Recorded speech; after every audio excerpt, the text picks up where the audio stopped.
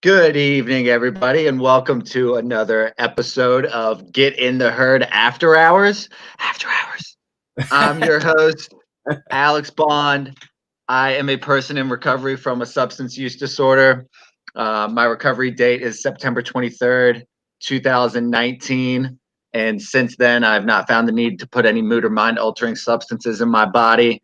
I'm also a staff member here at the McShin Foundation, still reporting live, and a certified peer recovery specialist. I'm here with the captains of the minor adjustments program. How are y'all doing today? We good, man. We good. My name Michael Williams. This is my beautiful wife, Lernell Williams. It is great to have y'all on. So, just as a brief primer, what exactly do you guys do? If you could just introduce yourself to everyone who might not know you. All right. Well, my name's Michael. I've been struggling with crack cocaine and heroin for 22 years of my life. I have been maintaining a lifestyle of recovery. That means that I have not touched any substances or alcohol since August 2009. Nice. Since then, I am a counselor, intern, recovery coach, and I'm a 10-time published author. And we run the program called Minor Adjustments. I'll talk about that more when I let my wife introduce herself. Wonderful. My name is Lernell Williams, and I've never had that issue. I'm a recovering enabler. Well said. I was not helping the situation. That's very self-aware to say. I think a lot of loved ones aren't as willing to get honest in how they could have been enabling their partner or their loved one throughout their history. Is that something that took a little bit of practice, Lernell? No, it came naturally. Being an enabler, because you think that you're helping and you're basically in the way. So I thought I was helping, and that's my natural thing. You want to help the one you love. And so it came natural to be an enabler. And admit it. And to admit it. Yeah, that took it. I had to get hurt. It took some breaking in me and for me to look at myself to say I need to move out the way. I'm not helping the situation. So yeah. That's really cool. Well, I really appreciate having y'all both on. So, Michael, you were gonna give us a bit of an overview of what exactly the minor adjustments program is. Yeah, the minor adjustments program is a 8-week course. Before COVID, we were able to go inside different institutions, drug courts, rehabilitation centers, Salvation Armies, correctional facilities, and we will go into the institution who had the individuals, and we teach an 8-week course. The 8-week course, we will go through the 8-week course, and that after the end of the 8 weeks, we have a graduation. Our mission statement is minor adjustments is dedicated to preventing and reducing crime. Our primary purpose is to teach men and women how to make the minor adjustments that are necessary for their lives, which will allow them to obtain and maintain a productive lifestyle after incarceration and or rehabilitation. And our motto is anywhere but backwards. So Awesome. during the 8 weeks, we go in there and teach them different subjects. But what we want them to remember, if they don't remember anything, we want them to remember anywhere but backwards. No matter what comes your way, all you got to do is find your help, but don't go back. Find sponsors, find 12 steps, find some spirituality, whatever you need to do. Just remember, don't go back. And during the 8 weeks, what we do is we come in the first week, we have an introduction session. We have an introduction session, tell them how the group's going to be ran, who's the person's going to be the facilitator. How do I know so much about recovery? I just tell them, I'm like, I use my own life stories. Like, listen, this is how I know what I'm telling you is how you're feeling and what you're going to go through. After that week, we come back the next week. Usually it'd be a week by week. We'll come in one day, or we will teach. Sometimes if we have to travel far, we would do the whole 8-week course in a condensed weekend. Friday, Saturday, Sunday, and just give it to them like a conference, like give it to them, plant the seeds. And the next week is purpose. We teach them about purpose.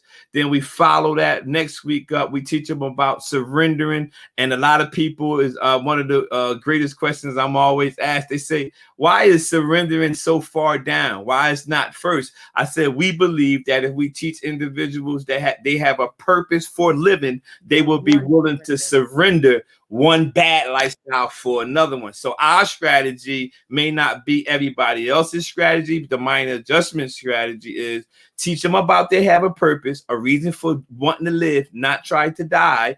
And then they will be willing to say, you know what?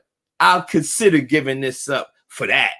And after that, we just go through a sessions of surrender. Then we have one we deal with visualizing, always visualize vertically, which is us teaching the individuals about seeing themselves never using drugs no more, seeing themselves being the parents that they want to be, or the child that they always thought they would be.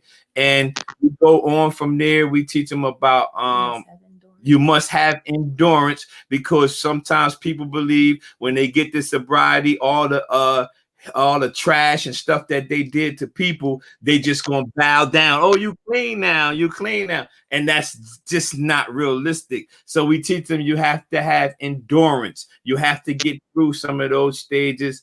Then we come back and we teach them about minor adjustments, which is just making a little bit of changes that will turn into major accomplishments. And we come back behind minor adjustments and we teach them about humility. And the reason why we think that's important is because once you start to achieve success, like yourself, sometimes people they put their nose up at people now. Oh, I got a job here now. I'm clean now. So we want to tell people, you're going to have a little humility, because you're not too far away from going back to, where you were. So we teach them about humility. And the last one is living victorious. And living victorious is different for every individual. You might be living victorious because you had your relationship with your children restored. That can be living victorious for you. This person can get a job at a place where he used to go for groups. That can be his victory. We just teach them that don't compare your living victorious with mine. Just because I'm a 10-time published author doesn't mean you got to write a book. That does not mean that. So we just try to teach them little minor adjustments. And then we come in on the last one, have a graduation. Every graduation, the title of the graduation always is Anywhere But Backwards. That is awesome. I think the way that it is organized is so sensical, at least to a person in recovery, because that feels like the natural. You just pretty much explained what happened in my first year in recovery, honestly. It's like, because now I'm struggling with the humility piece, honestly. It's like, well, I deserved all this. I worked hard for this. So I got to make daily gratitude lists and checks in my head and make sure that I tell people I care about and the God of my understanding that I'm grateful that he blessed me with the stuff that I did work for, but it's a two-way street. You know what I'm saying? So yeah, I really appreciate how that's organized. Was that you're doing? Is it based on any other sort of model? Because one of the main things that I take away from it is it's a lot of empowerment piece. It's not you have to and you must if you want, but that's the point, is if you want. A lot of times, what I'm hearing you say is, here's this thing, if you want it, you can go get it. Here are the tools that you need. It's not like a dictatorship or anything like that. We go ahead. Well, I know a lot of times, like I said, I was an enabler. So a lot of times when he would go away to programs and things, it was always me helping him get there. So a lot of the legwork and footwork was not always done by him. Some of it was done by me. So a minor adjustments is out there. We put it out there, but the work has to be done by the person. It's all on you, baby. It doesn't matter what happened to you when you were a child. When you were a child, that probably was not your fault, but now you're grown. Everything that you do from this point on, you can't blame from your past. It's all on you. And you're right. Do you want it? I gotta I'm gonna get your address. I'm gonna send you the curriculum, the book. I'm gonna send you a copy of the book. Oh, I love it. Yeah, but what the book on the cover, it says information plus application equals destination.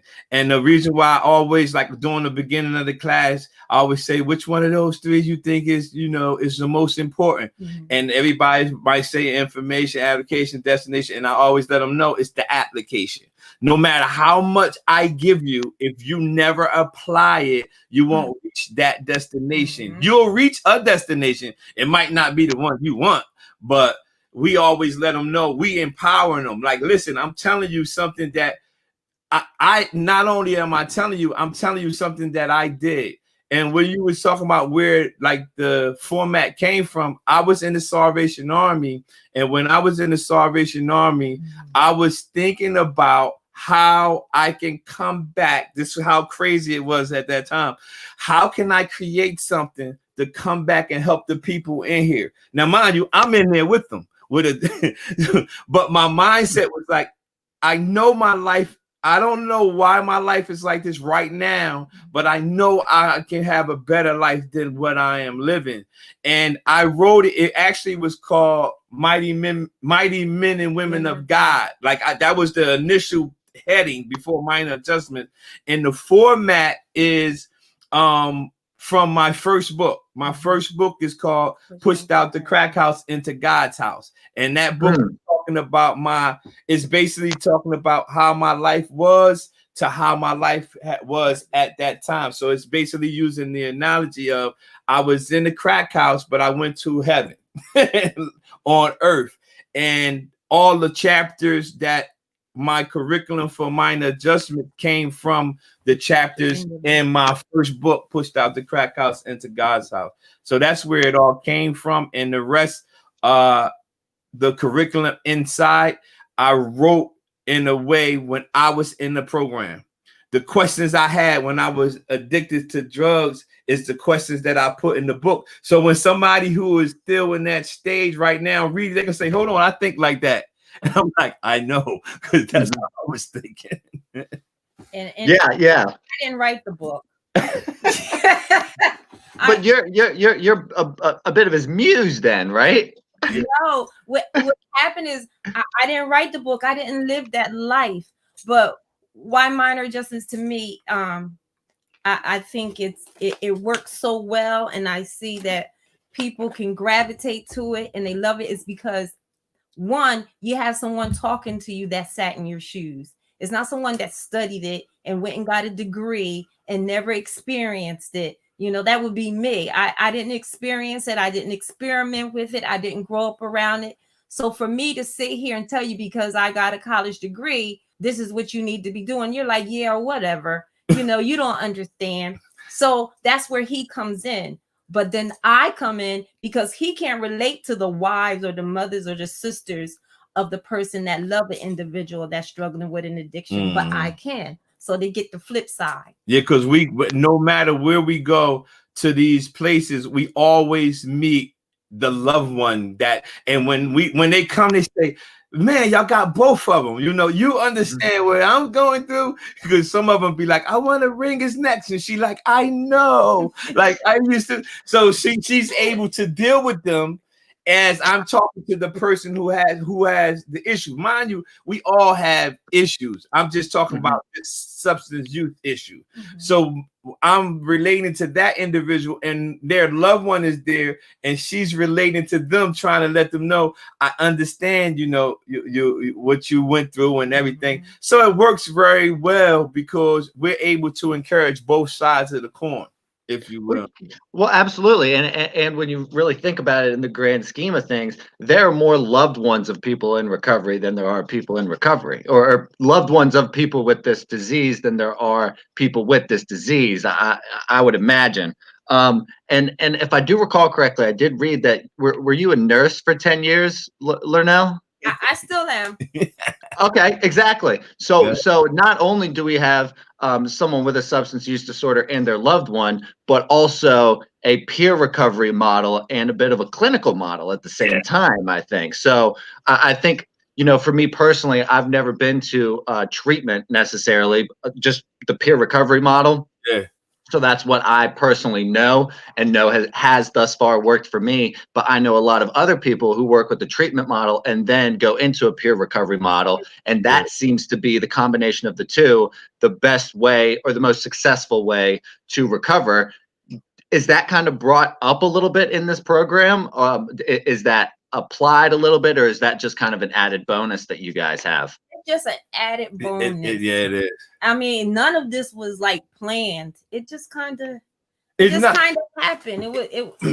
kind of happened. But you know, it fits well because some type of medical terminology, she'll come in with it, and she'll even educate me on portable of entries. She showed me like certain things, like these certain terminology, and I was like, I never looked at it like that. But when she associated with our substance use disorders, I'm like, yeah, man, I never really looked at it from that perspective. But it's awesome because for 3.5, 4 years, I was doing counseling intern. Then my job opened up a capital recovery center, and they moved me over to recovery coach. So it's like I got both educated on both, and at the same time I'm able to go into the peer recovery mode where I'm able to help people at that stage. You know, some people have went through the treatment part, now they over here, so it really works perfectly. That's at my job. The minor adjustment program is something we do for our own personal business, but just so happened the God of my understanding even gave me a job as a peer recovery coach. So it's like I swear, I'm just honored and grateful for that type of opportunity, because it's like I literally do it all day. That's interesting. That actually like leads perfectly into one of the questions that I had was is this minor adjustments program part of your recovery program as well? For me personally, I practice 12-step. But these podcasts that I do is ingrained into my personal recovery as much as it is just as like advocacy or something fun to do. Is that kind of a similar experience that you have, Michael? Yes, absolutely. I was just telling Todd that I was just mentioning to him. I said, being up this late, I'm usually knocked out. And he said, yeah. I said, yeah, but I get up 3:34 in the morning because I work on my own recovery. I get up so early because before I go to work or before I do minor adjustments, I have to take care of me. So I do all my minor adjustments and stuff. I load myself up, do my devotions. I build my spiritual foundation. Everything that I need to deal with me, I use minor adjustments universally. I don't just tell people it. I always say, yo, I live it. This is my life. Like I don't just want you to just talk it. I'm telling people, no, I live minor adjustments. I make minor adjustments all day long because I got to change certain things, and I got to be humble sometimes, and I got to know when to do. So yeah, it's part of my recovery. If I'm not doing that, building that in my spiritual foundation that I had, the God of my understanding, when I'm building those, that's when I feel complete or able to help somebody else. But me, I have to be first.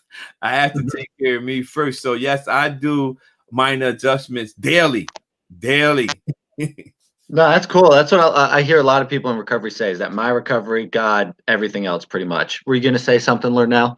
Yeah, I was going to say, like, even at our graduations, I always thank the guys for participating and being there and being open, because iron sharpens iron. And as he's pouring out to the guys, you know, it's sharpening him right back. And I love watching that. And it's needed. It's needed. We all need each other. And that's what's we like to throw people to the side when the very person that you're throwing away could be the same one that you need one day. You just looking at, you know, funny because they don't look how you think they should look. And we all need each other. So yes, iron sharpens iron with minor adjustments. Yeah, that's beautiful. And especially in recovery, there's such a revolving door. I mean, I know people who've had 15 years got to start back over again and kind of figure out what went wrong a little bit, or situations where, you know, someone who helped me when I was a newcomer. Now I got to help that exact same, not have to, but have the fortune of helping that same person that helped me. So it's really interesting in the recovery field how frequently that happens. Kind of like a two-part question here. So I was wondering if this applies to more than just recovery, and as well as, like, is there something for families? So I'll kind of start with that. Is this program include something for families, or is it almost strictly for those with a substance use disorder? Well, it's for everybody, because Okay. can basically be not just drugs and alcohol. You could be addicted to pain. You could be addicted to men, women, pornography, cards, money, working out, eating. So you can use minor adjustments for other things. Or codependency or something like that as an enabler. Yeah. We are a family, and as I said, you get the flip side. We did have our children that experience, what we went through. We had one daughter who definitely experienced everything. She was there for a lot of she was there for a lot, and she works with youth. That's her passion. She does poetry. She'll take them under her arm. So minor adjustments, the program itself is for everybody. In the family, and in the like, if it's like a family, like I was mentioning how I might be talking to the person more who have the substance use disorder, and she be giving advice, mentoring to the individual who was the loved one of the person with the substance use disorder.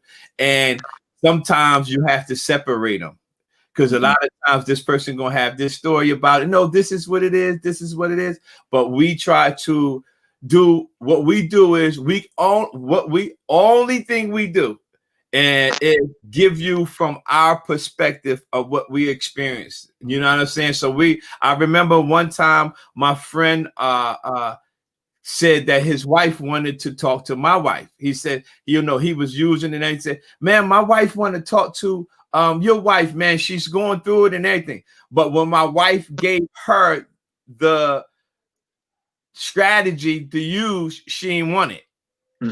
My wife said, listen, you said you wanted to know what I did. I told you what I did. Now you like, I don't know if I want to do that, because it was focusing on dealing with him in a tough way. When you had took the gloves off, you've been patty caking him all this time. But that's not when I changed. Honestly, when I changed is when she got tired of enabling me. That's when I said, hold on. No, you're supposed to do. You always did this. She's like, no, that's it. I'm done. So I said, no. I said, well, I'm done getting high then, because if I don't have you, it's not worth it. She took off the gloves and handed them to you so you could beat yourself up instead of point the finger at her and say, you did this to me. You know what I'm saying? But that was the last time. It was August 2009. And actually, she went farther than that, because before I met my wife, I had my mother. Then after my mother, I got one sister. Oh, I used it up, right? And then I met my wife, and then I had her. So what she did was she contacted my mother and contacted my sister and said, we have to all be on one accord or he's going to die. And what they did, they all said, I said, well, I robbed her and I'm going to run to my mom's house. My mom said, you can't come here. I went to my sister. You can't come here. I said, hold on. All of my enablers are turning away. And that's what worked. Now, if you give somebody that strategy and tell them to do that, they might not be tough enough to do that, because honestly, they all said it was the hardest thing that they had to do, because they didn't know if I was going to overdose. They didn't know if I was going, but that was the point, that they had to make a tough decision to say, enough is enough. And look how it turned out. It worked.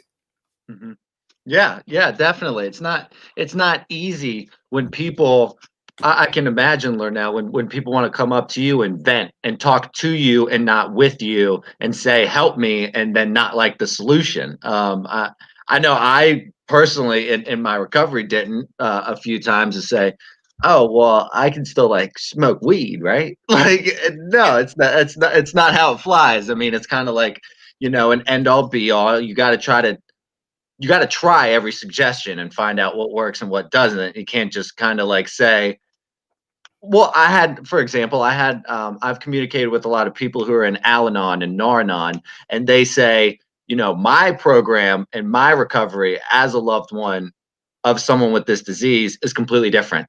Like when I was talking to them I had them on the pod, I was trying to like ask questions about what they called their addict, their loved one. And they were like, that's irrelevant. Like, frankly, because my recovery is my recovery. It doesn't depend on how my loved one who is suffering from a disease is doing. So that's kind of like a hard thing, even for me to kind of like wrap my head around. Is that a growing pain that a lot of people struggle with? I would say so. I remember I had a one middle-aged lady, I believe. She might have been a little bit older than me. I'll say I'm middle-aged. She might have been a little bit older than me, but her husband his problem was alcohol. She wanted him to get the help, just like I wanted Michael to get the help. I needed him to get it right because I figured if he got it right, all our problems would be perfect. Yeah, of course I was the only one with problems. Because his problem was more apparent, whatever I had. Yeah. Addiction is always more apparent than what other people do. So her thing, she wanted him to be right. But here's the thing she didn't see.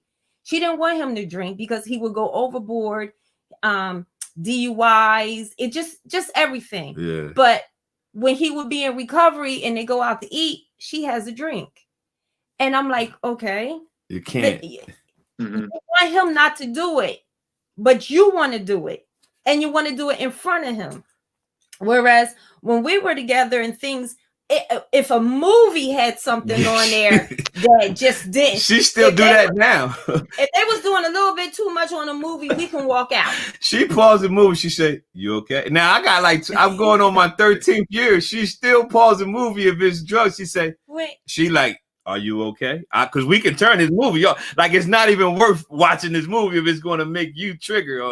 But that's how it is. Because sometimes a person doesn't see the other one. They think, long as they get it, if they get it, we're okay. But you got to look at what part you play. You can't if you're going to help them, you got to, sometimes there's a whole life. If you're going to be together, a whole life, the whole dynamic got to change for both of you. Honestly, it just does. Some things you just can't. Which one you love the most? Some things you just can't do. And if we can't go to this movie or if we can't go to this restaurant because this liquor is in here or this bar is in here or this type of music and this atmosphere reminds, then we don't go. That's fine with me. That's a minor adjustment we make, but it's beautiful because and also if I have a thought I didn't used to do before, I tell her. Like, yo, this made me think about this drug. Before I will keep it to myself, which the disease or the drugs will make you want to do because keep it in your head. Just think about it. Now I just be like, hey, yeah, that right there made me think about heroin, or that made me think about this, or I felt like this.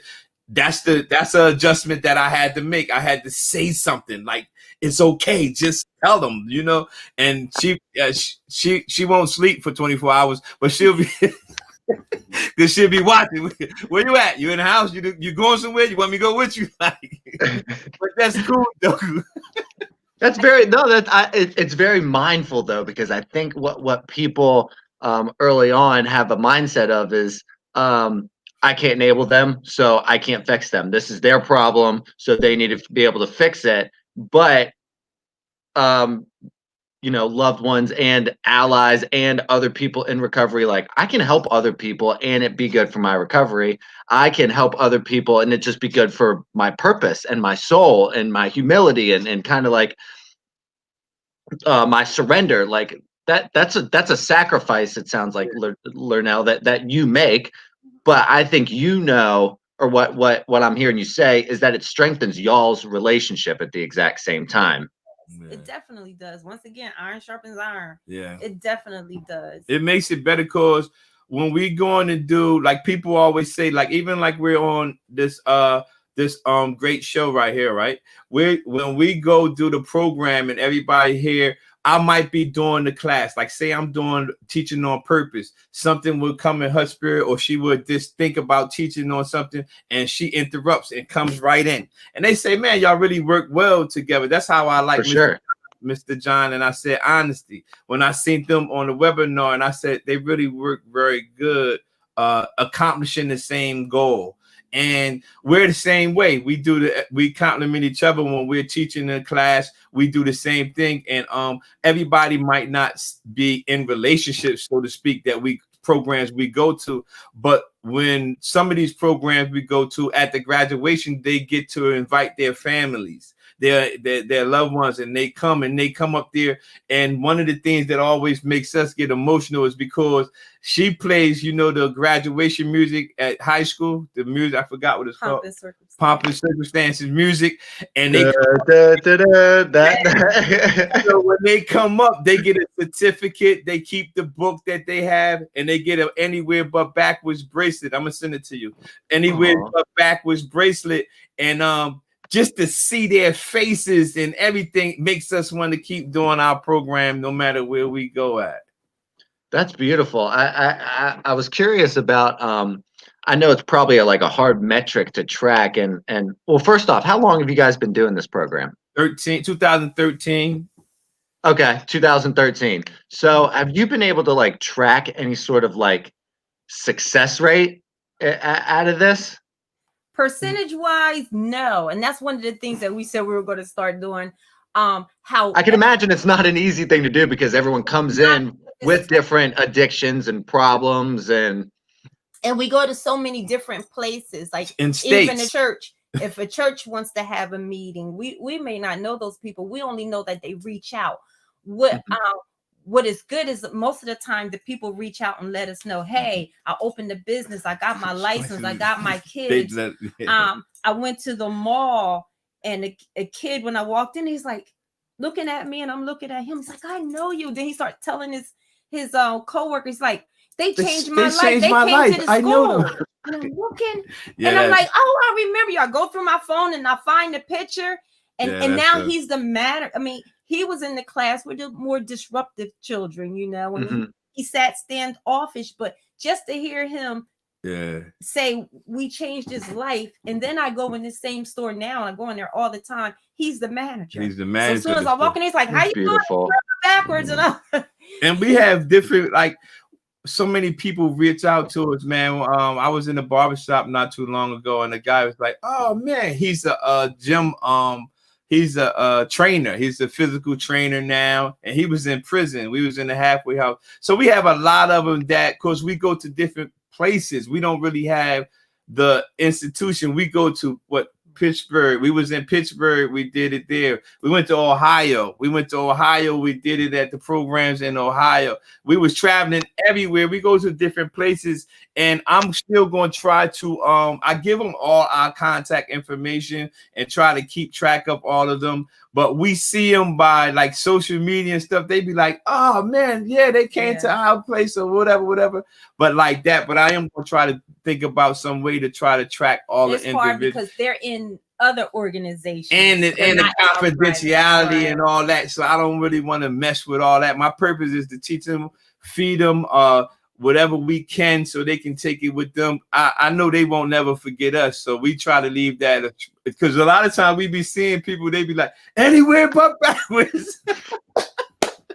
That's the coolest catchphrase too. I mean, that's at least in my stage of recovery, it is complacency being one of my major problems. So I feel like I think what I said to a guy the other day was inaction is action backwards or something like that. Honestly, I remember saying action and inaction, but it's a really cool catchphrase. And I like the name Minor Adjustments. Did that kind of come up in any sort of way, or when you were just making the program, you were just like, I make minor adjustments, let's call it that? It's the chapter in one of the chapters in my first book, but to come for it to be the name of the program, I just looked at my life, because I didn't accomplish all of it in one big. I just did it all. I didn't become a CAD intern, peer recovery. I didn't even get to 1 year until I took the little minor steps. I changed this, and it accumulated. As I kept going, changing stuff, it started to accumulate. Then I start looking like, man, it's been 5 years. Like, oh my God. So I said, well, I'm not going back. So I'm going to just keep going. So that's where minor adjustment came from. I simply just looked at my life up until 2013 from 2009. And I said, man, I made a lot of little adjustments to get to this far. And that's how minor adjustments basically came, the chapter or the name of the program. And then I started thinking, I can't just like go to somebody and tell them to change all this stuff after one of my mentors said, you've been doing drugs for 22 years. Me telling you to break up with your best friend is not going to be easy. Like he said, that is your best friend. And you want me to just and he said, I'm not going to tell you that. He said, I'm going to tell you, make these little bit of changes, do this little things, and then see where it will lead you. So he says, that's so I thought about that when Pastor Roman told me that was my mentor. That is my mentor. And I came up with the mind adjustments the same way. Tell people, listen, just make some changes. If you make some changes every day, and the first one is don't pick up. This. I know you upset. I know you don't have no money. I know you don't have any jobs. Just do not go back to using and see what happens. No, that's perfect. That's a great way to start. Is I'm not going to use today. If you don't, it's a success. Like that. That's kind of the end all be all in my opinion. I heard when we had, I think, Julie on a couple days ago.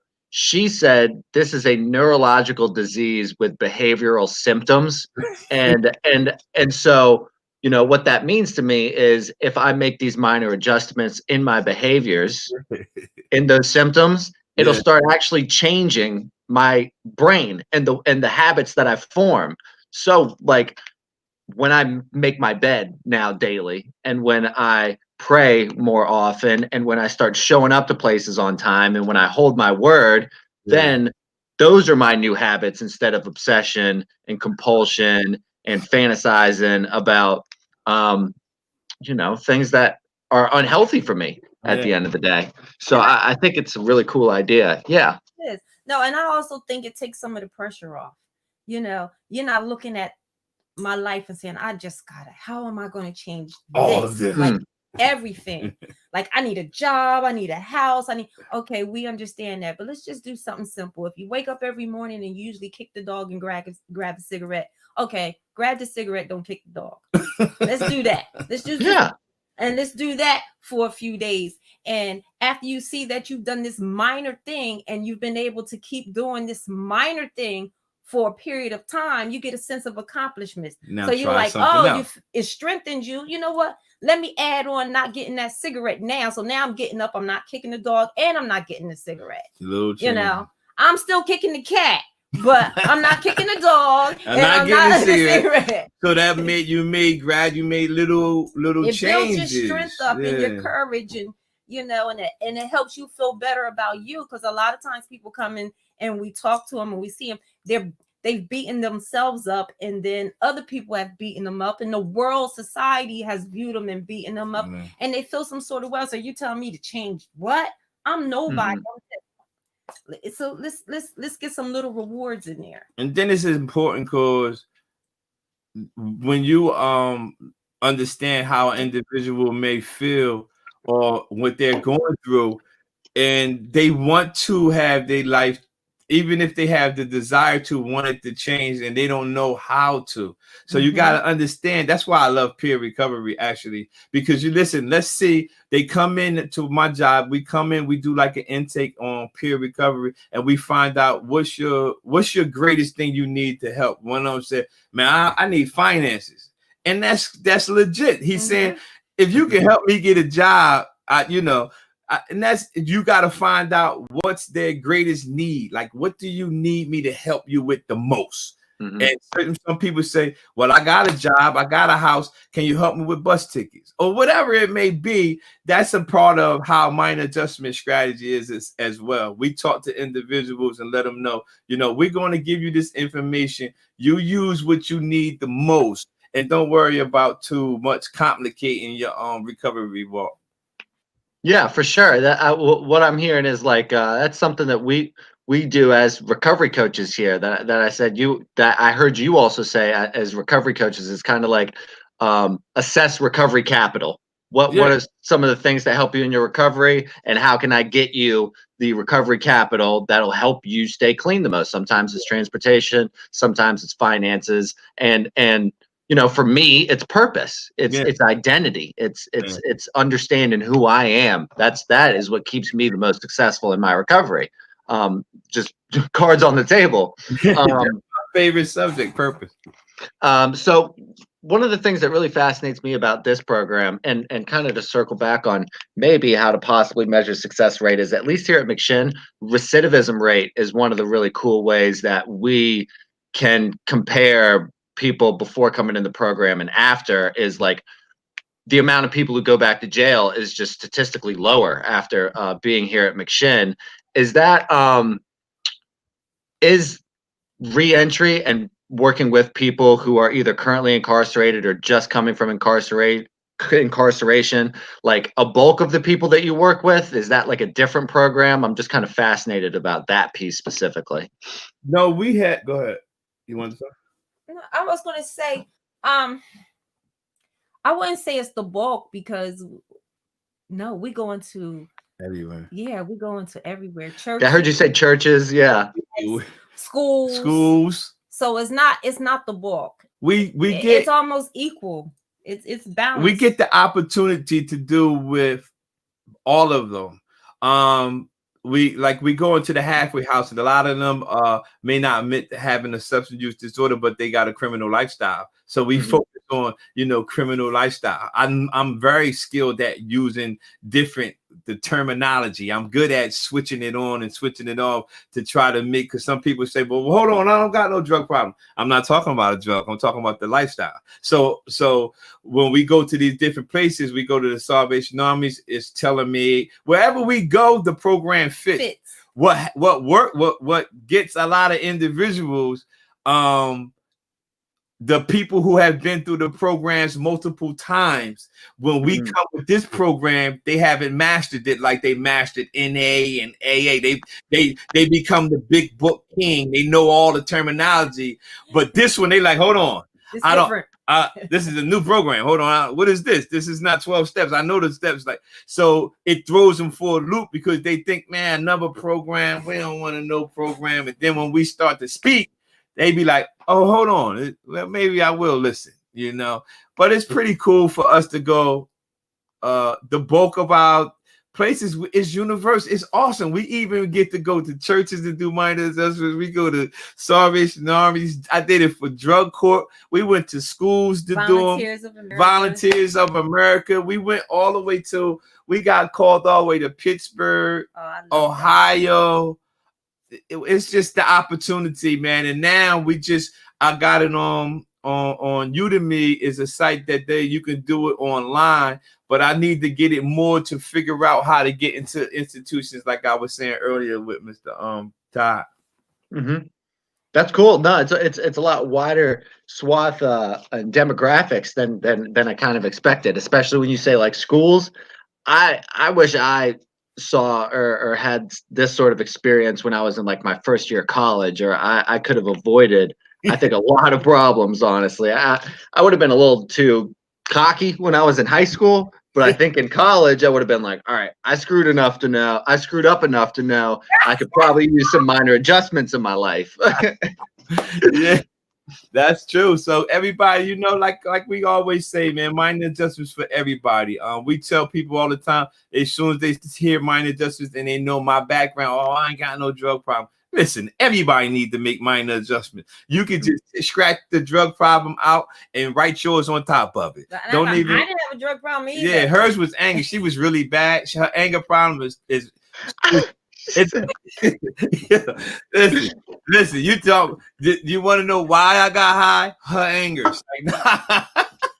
Oh man, the projection is real. Yeah, we were both. That was the beauty of us our lives changing is because she knew what issues she had. I knew what issues I had, and we knew that we couldn't fix each other. We was going to have to do it our own. We have to do it on our own. We was going to have to fight, because she used to always tell me, she never had a substance use or issue. She used to always say, if I can fight that for you, I will even try to fight it for you. But she knew if it was going to get done, it was going to have to be us with our higher power. And that was the only grace or the mercy we was going to have, or it wasn't just going to get done. So it was all minor adjustments all the way through.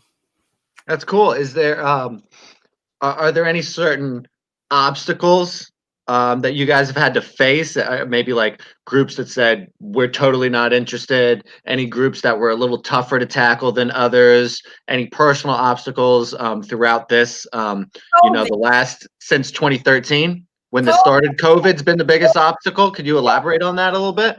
COVID, because we enjoy going into the different facilities. We enjoy talking to the different people. So, and having that face to face and everything, and COVID has made that more difficult. So we're trying to put everything more online. And the other one was one of my things was selling. One of the obstacles I believe for me is some individuals, when they do really want to change and don't take the advice that you possibly know. I know from personal experience that you give them, and if they take the advice, they possibly would not die. So, that's the thing. Like, and I don't carry it, but I remember one time I told a kid he was in a gang in a certain town, and I told him, listen, you might have to think about relocating, even though, because you're changing, and I believe you really want to make these adjustments. So you have to think, don't go home. You might have to relocate. And like 6 days later, he got killed at the same time. He went home. And they say 6 days later, it says such and such got killed. And I tell them all the time that sometimes you got to remember, you always have to remember, just because we changed, the people we did things to may not have changed, and they don't care that we changed. So sometimes we have to keep our distance. We can't try to go make amends to I remember one time in Walmart, I stole the drug dealer's drugs. My wife didn't know. She was in another aisle, and I seen the drug dealer that I stole his drugs. And I was like, I was trying to talk her to get away from me, because I didn't want to tell her. I thought we was going to fight or whatever. And he came up to me and he shook my hand. He said, man, that was messed up what you did, but you do look good. Stay like that. And I was like, yes, that was because he was a really. She's looking at you right now.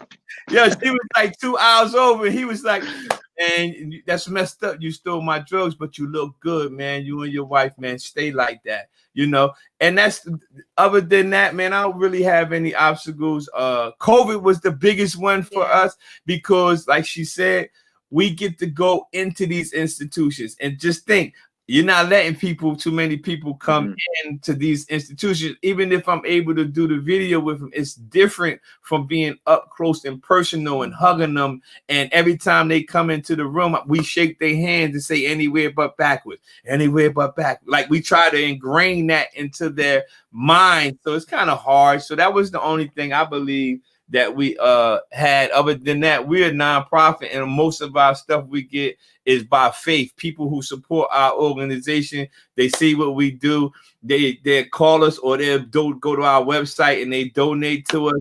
And we had Mr. Bill and Brenda Gould from down our way.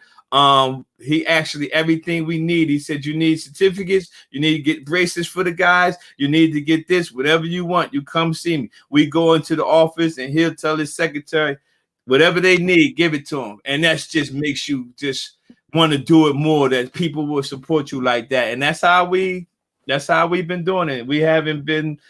We always been able to do what we love to do for individuals that we have been helping, and we have never missed a beat.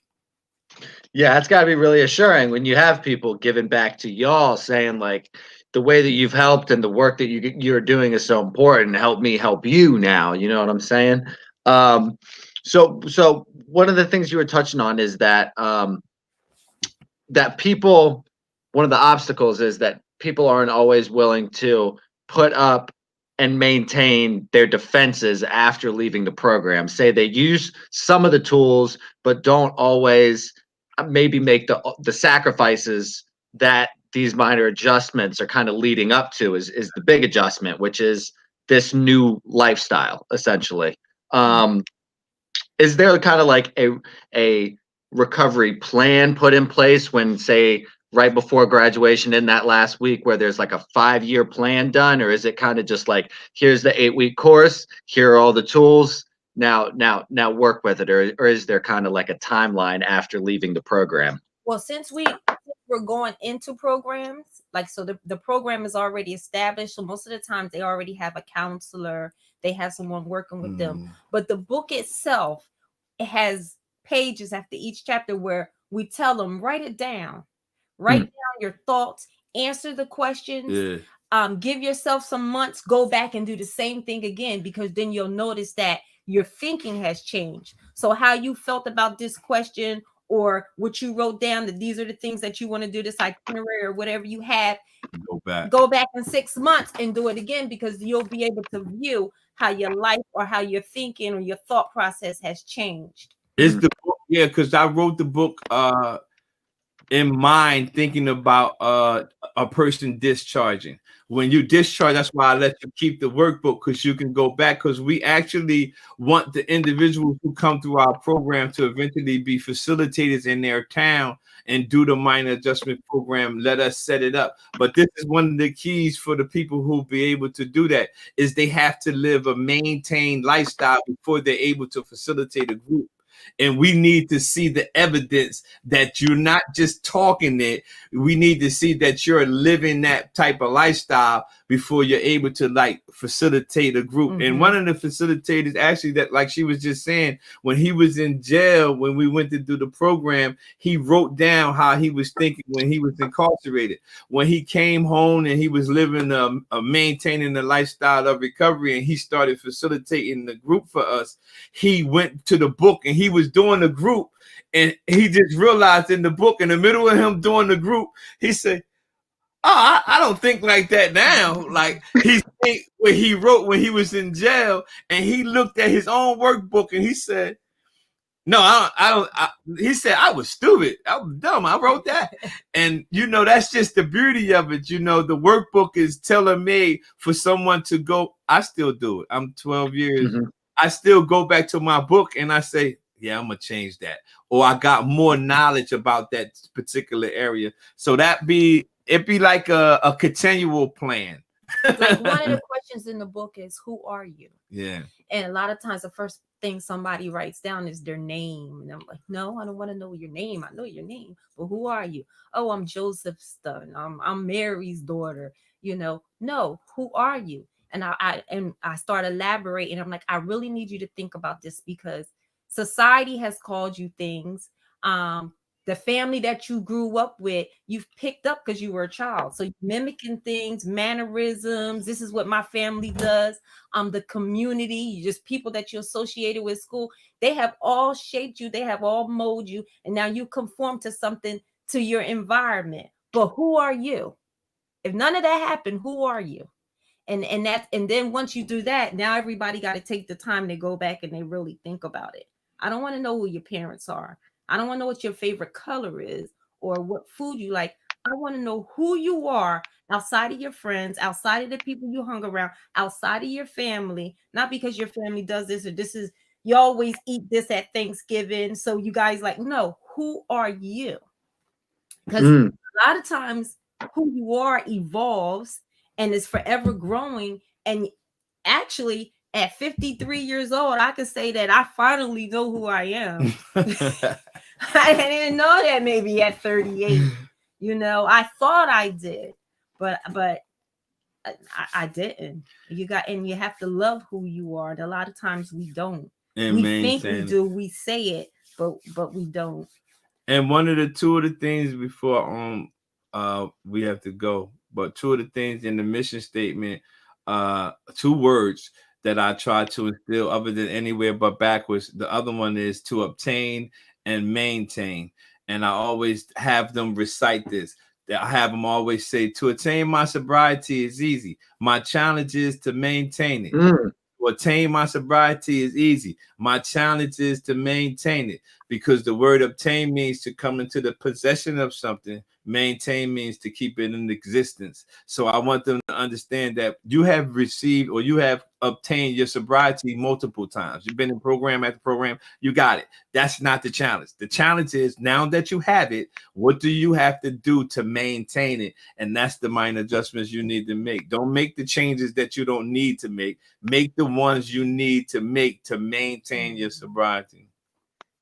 That's powerful stuff. I'm gonna have to get one of those books, Michael. I'm telling you, man.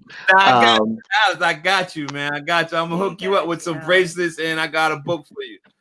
Oh, send it over. I always got bracelets on it. I think this was like I love my bracelets. So to all those listening and watching, minoradjustments.org is the website.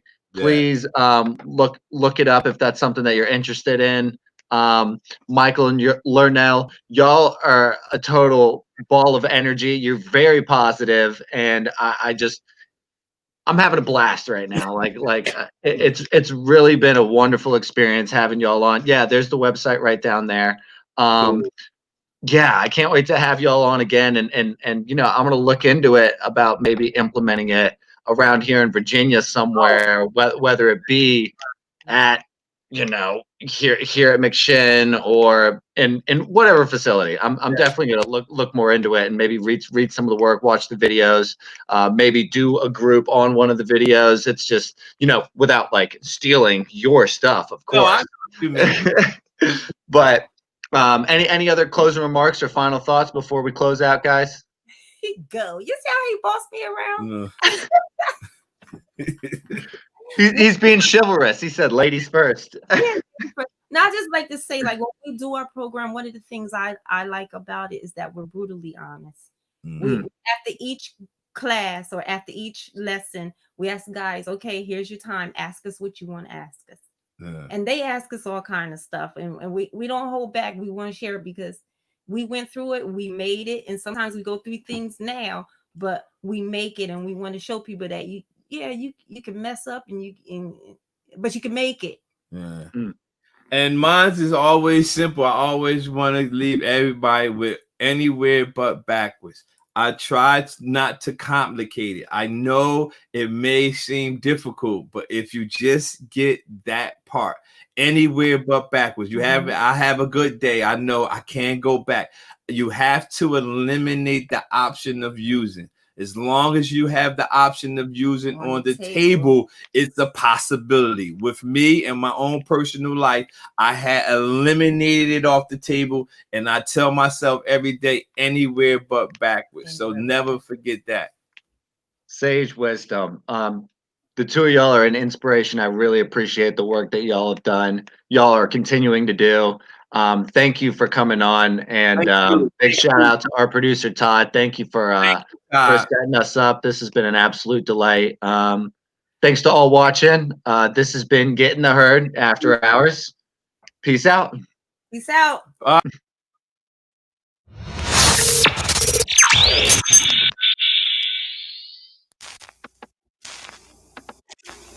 My name is Shannon Lance. I'm currently here in recovery at McShin Foundation. I got out of jail on January 10th, 2021. And while I was incarcerated there, my mother passed away due to COVID complications on December 14th. It was a really challenging event in my life. While I was incarcerated there, I watched the recovery videos and the podcast on the tablets there, that was made by the McShin Foundation. Getting the Herd podcast is really made me feel like I was a part of something on the outside, because there's people that are commenting and just seeing people that I was incarcerated with on the videos, and just thinking, man, that's going to be me before too long. And I'm going to be sitting there in them rooms and be able to be a part of the podcast and Getting the Herd series. And now I'm a part of the Herd here at McShin, and it's an amazing feeling, and it's nice having a fulfilled sense of hope in my life currently, and just to live one day at a time and just to have positive feelings in my life and good relationships with, you know, my family and friends is an amazing event.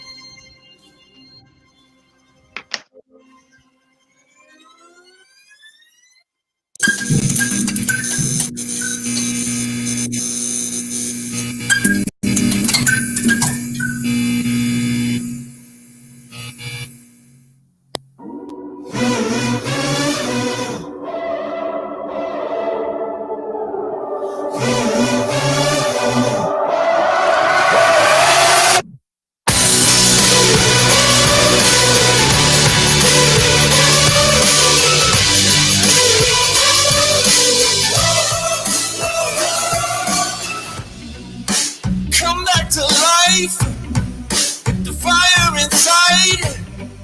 The fever is breaking, the shadows are fading away as I sharpen the knife.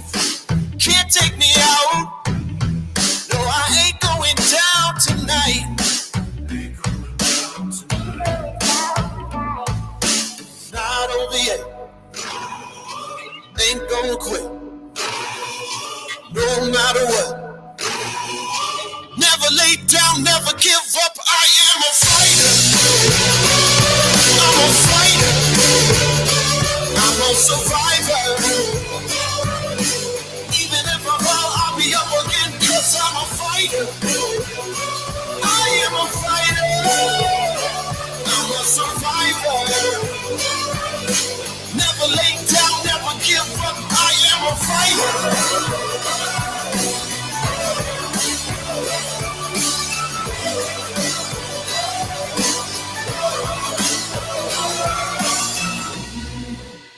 Under attack, skies going black, sirens are sounding, I'm screaming, I'm shouting, I'm breaking the silence at last. This is my life, and I'm coming to take it back. Not over yet, ain't gonna quit, no matter what. Never lay down, never give up. I am a fighter. I'm a fighter. I'm a survivor.